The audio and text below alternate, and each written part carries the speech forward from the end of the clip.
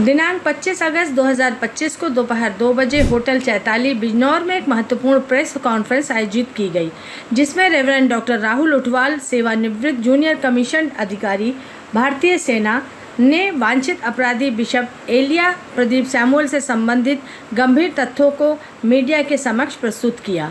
उन्होंने बताया कि थाना कोतवाली बिजनौर में दर्ज एफआईआर संख्या 537/2006 के अंतर्गत बिशप एलिया प्रदीप सैमुअल सहित अन्य आरोपियों पर भारतीय न्याय संहिता की गंभीर धाराओं में मुकदमा पंजीकृत है।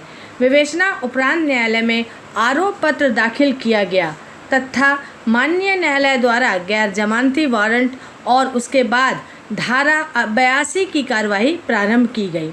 आरोपी की अग्रिम जमानत याचिकाएं क्रमशः सीजेएम बिजनौर, इलाहाबाद उच्च न्यायालय तथा सर्वोच्च न्यायालय द्वारा निरस्त की जा चुकी है। इन्होंने बरेली में बेचा है, वहाँ पे भी इनके खिलाफ एनबीडब्ल्यू है और एनबीडब्ल्यू के खिलाफ अलावा 82 कार्रवाई वहाँ भी है। इसके खिलाफ बरेली पुलिस भी मुंबई होकर 2 बार आ गई है।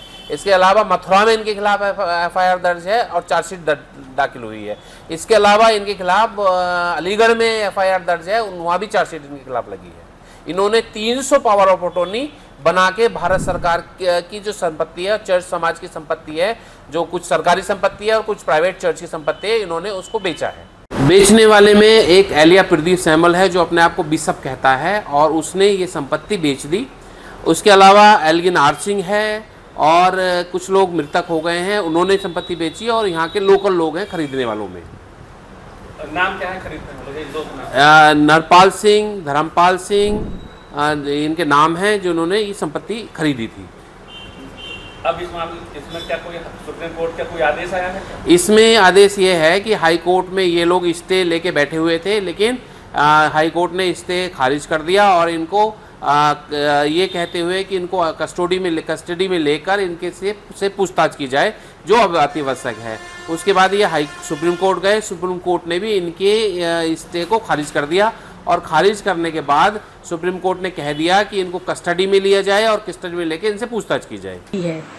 सर्वोच्च न्यायालय ने अपने अंतिम आदेश दिनांक 18 जुलाई 2025 में यह स्पष्ट किया कि आरोप पत्र दाखिल होने के उपरांत अभियुक्त गणों की अभिरक्षक पूछताछ अनिवार्य है।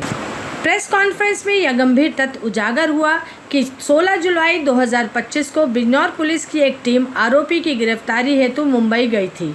न्यायालय द्वारा जारी गैर जमानती वारंट एवं धारा 82 की कार्रवाई के आदेश के साथ होने के बावजूद पुलिस अधिकारियों ने आरोपी के वास्तविक कार्यालय Methodist centre YMCA road Mumbai पर कार्रवाई करने के स्थान पर मात्र बगल की इमारत YMCA हॉस्टल में औपचारिक पूछताछ की और बिना किसी ठोस कार्रवाई के लौट आए।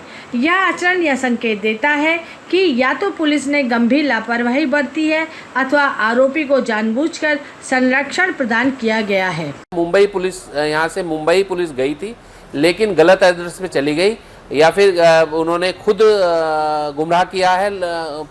इसने गिरफ्तारी करने से बची है पुलिस और कोशिश ये है कि हमारी कोशिश ये है कि इनको गिरफ्तार करके जल्दी से जल्दी जेल भेजा जाए, जिससे समाज में जो अराजक तत्व घूम रहे हैं उनको जल्दी से जल्दी सलाखों के पीछे पहुंचाया जाए।